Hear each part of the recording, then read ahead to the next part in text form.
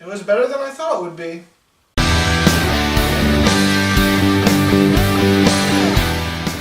Jurassic World: The Fallen Kingdom is our 5th Jurassic movie, and that's pretty crazy to think about it. I was a little kid when the first ones came out, and being a kid that loved dinosaurs, I love those movies. This one picks up after the fall of Jurassic World, after the last film, and stars our 2 main characters from the previous film. The volcano on the island has become active again, and it threatens the extinction of the dinosaurs, or the dinosaurs from Jurassic World. And so, of course, there is a debate on whether the government should step in and handle this as they are endangered species, or whether or not man-made creatures deserve to be classified under the endangered species laws. Claire from the previous film, who still played, of course, by Bryce Dallas Howard, she wants to save the dinosaurs, and this businessman comes up to her, contacts her, and has a plan to save the dinosaurs, but he needs her help, and he needs the help of Owen, still played by Chris Pratt, because they want to also save Blue because she's a special dinosaur. A very special velociraptor. And so a team goes onto the island to try to save the dinosaurs before the volcano explodes. And I wish that I could have ended the plot synopsis there, because that's all I wanted to know before going into the movie. Unfortunately, the second trailer of the film came out, and I feel like it revealed way too much, especially a double cross that happens and someone wanting to sell the dinosaurs on the black market rather than actually save them. To continue the theme from the previous film of weaponized dinosaurs, or dinosaurs being used as lethal weapons and killing machines. But to be fair, the double cross happens almost immediately after they get on the island. Basically, they get on the island, they do everything they need to activate the trackers in the dinosaur, they find Blue, that scene in the trailer happens, and then they're immediately double-crossed. So it doesn't take too long for that to happen, the twist. So I guess I could forgive the second trailer for that, but the second trailer of this movie made this film really uninteresting to me. And that's probably why I ended up liking it, because I had such low expectations. The things I ultimately liked about this film are the more technical aspects, things that ultimately some people might not appreciate as much as I do. For one, of course, this is a big CGI blockbuster film, and all the CGI was good. There is a few moments here and there where it looked cartoony and fake, and there are definitely quite a few scenes where it's overblown CGI, where it's just too much to handle, and there's a lot of reveals of different dinosaurs and a little too much eye candy. But in the end, that was what was pretty good about the film, and I did like the visual effects in the film, and ultimately a lot of people are just gonna be blown away by the amount of dinosaurs that are in this movie, the visual effects, and the action, because there's plenty of people out there that love big spectacles, especially for blockbusters. And this one does have spectacle. Two more of the technical aspects that I liked about the film. I did like the score of the film. There is, of course, the original score that happens and tweaked a little bit, but they have some other original score that is different and quite epic, especially towards the horror scenes of the last act. Another aspect of the film that I really admired is some of the camera work. Now, of course, there's your typical blockbuster epic scope and epic feel to the camera work, but there are a few shots that are a little longer and really fluid and really go well with the actual action and some of the chase scenes and the stampedes. There is some really good camera work that I can truly admire in this film. Which, of course, that goes with the editing as well, allowing some scenes to continue in a longer take rather than chop it up to bits and make it look haphazard and ugly. Ultimately, the strengths I feel with Jurassic World: The Fallen Kingdom is the more technical aspect, and that ultimately does make it a good, solid blockbuster just with those things in mind. And there are a few emotional moments in this film where it does tug on the heartstrings, especially if you're a lover of dinosaurs. If you love dinosaurs and you love the whole fantasy and just the wonder of a dinosaur on screen, there is a few heartbreaking moments because of that. Let me just say there is a long-necked dinosaur. I forget which one it is. I don't think it was a Brachiosaurus. It was probably an Apatosaurus or one of the smaller types. I don't know. I didn't get a good, clear picture of it because it was far away in the screen, walking towards the camera, and that scene when they're getting off the island and that's happening, you'll know it when you see it. It is pretty sad. And that's with me not even invested in the story all that much. It's probably just because I love dinosaurs and I love the wonder and the awe of the previous films, or at least especially 1 and 2. 1 and 2 still had that magic, I feel. But ultimately, there are a few things lacking in this film that kept it from being anywhere near as great as I feel the first 2 Jurassic Park films are, and it wasn't as fun as the previous film. The previous film, Jurassic World, it had its flaws, it had things that were very completely dumb, but at that same time it still was fun, it was entertaining, and I do love horror, and there was more of a horror element in it than all the other ones. All of them have some sort of horror element in it, but Jurassic World was almost full-on horror. What really lacks in Jurassic World: The Fallen Kingdom is its story and its characters. Let's start with the characters first. The characters, they're the same as the previous film, and in this one, if you thought they were one-dimensional in the last film, they're far more one-dimensional in this one. Which ultimately I do kind of get, because there's a bunch of franchises out there that have the character development in the first film, so we get to know them and get to like them, and then that carries them through the rest of the franchise when they don't need to develop all that much. In this one, they were pretty bland characters, one-dimensional characters. I ultimately didn't even feel for the characters, even though I did like the previous film. And the batch of new characters, I was never annoyed with any of the characters, but I felt like there was nothing about them that truly made me care, and ultimately they were just there to be eaten or there to progress the story. And as far as acting goes, there was no bad actor that I feel, but everyone was just there to do their job, and it just felt like they were sleepwalking throughout the entirety of the film. I don't know, maybe that's just because there wasn't a lot of character development and not a lot of character within the film. There was one character in the second trailer that I was really worried about and felt like this could be an annoying character, and that's the dweeby looking kid that just screams in the trailer pretty much constantly. It was almost like in the trailer this was a character that's just meant to scream when danger happens, and that could get a little annoying and grating, but when it was actually executed in the movie itself, I wasn't thrilled by his character, but I wasn't annoyed. In fact, all the jokes in the second trailer that just came off as forced and weird actually work in the film because they're either edited differently or there's a different meaning to them, or sort of like, what's the word?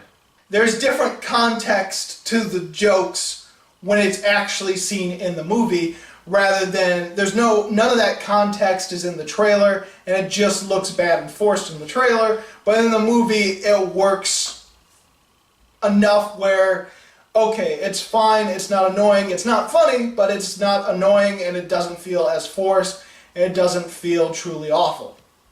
And as far as the story goes, it's simple, by the numbers, very straightforward. Also borrowing a lot of elements from Jurassic Park: The Lost World, Jurassic World, and kind of Jurassic Park 3 in the fact that it's just big set piece and action piece after another. And so it's really a combination of Jurassic Park 2 through 4, with a little bit of elements that make it its own. And I don't mind simple story now and then, especially for big blockbusters where it's all about the spectacle rather than actually the story and the characters. It still is a little disheartening because there are blockbusters out there that do have good story and do have good characters, but more often than not it's more simple story, kind of fun characters but not really good characters, and just big spectacle and action. What made the story even more disappointing in this movie is there was elements that could have brought out more of the character development and could have brought out a better, deeper story. Unfortunately, all these different subplots that are in the movie, I wouldn't say confuse it, but it ultimately becomes meaningless because they're just sort of unfinished. If you're hoping to get more development with Owen and his relationship with Blue and learn more about that chemistry and that sort of bond that happened, well, it's almost all revealed in the trailer. Almost every little training montage of him training Blue as a child or an infant is pretty much all in the trailer. I think there's only one scene that isn't in the trailer. So you pretty much already know everything.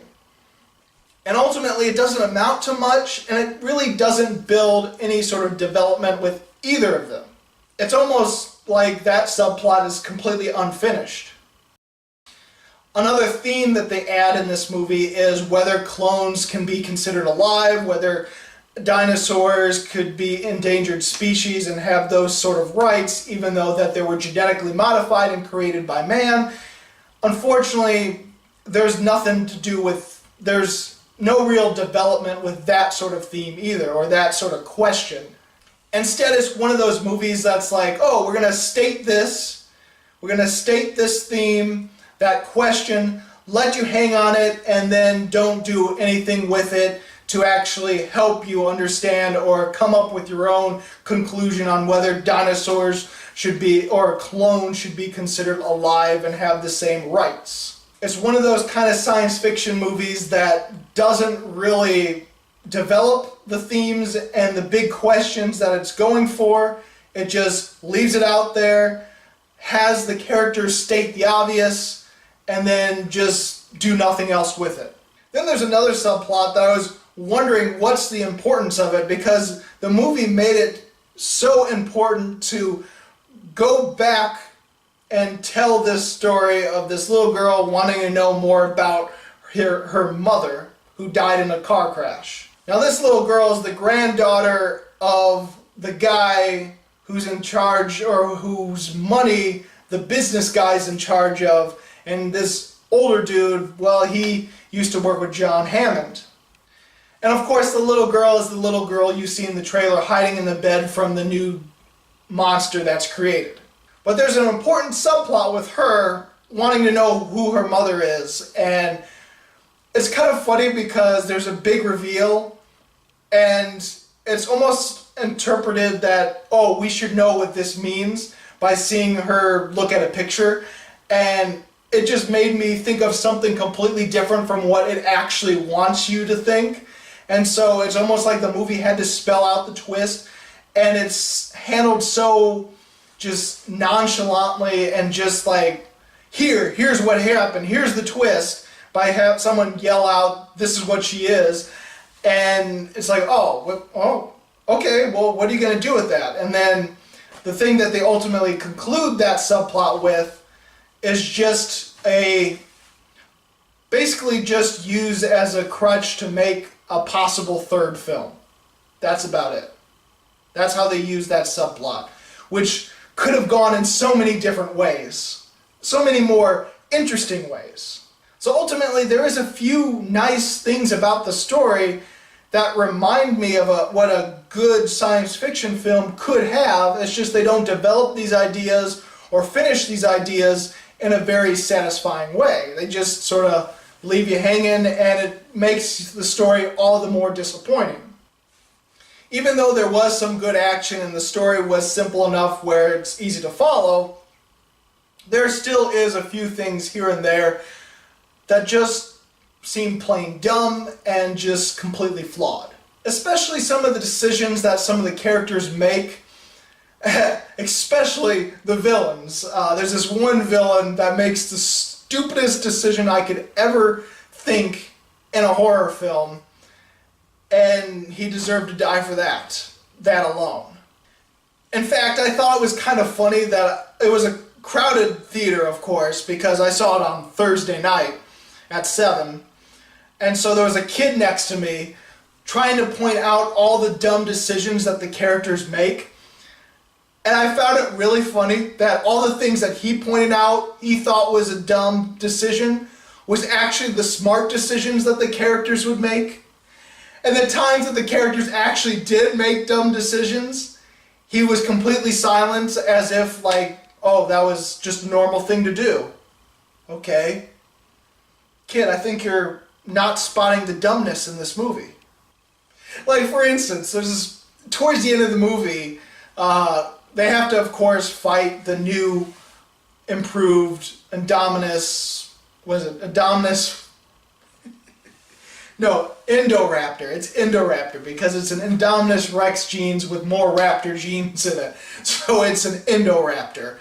And, well, I do like the second half ultimately because it's more of a horror element as it's seeking out and trying to wipe everyone out. And that sequence was pretty horrifying at times and pretty suspenseful. So, but then again, that's probably the horror fan in me liking that moment because it's horror rather than any of the other genres that are mixed into this movie. But of course Chris Pratt has to deal with this, and Blue, of course, as you see in the trailer, and all the rest of the characters. And you see it in the trailer, he saves the girl from the creature that, while she's hiding in the bed, and he shoots at the creature. Well, of course, in the trailer it looks like the bullets don't work.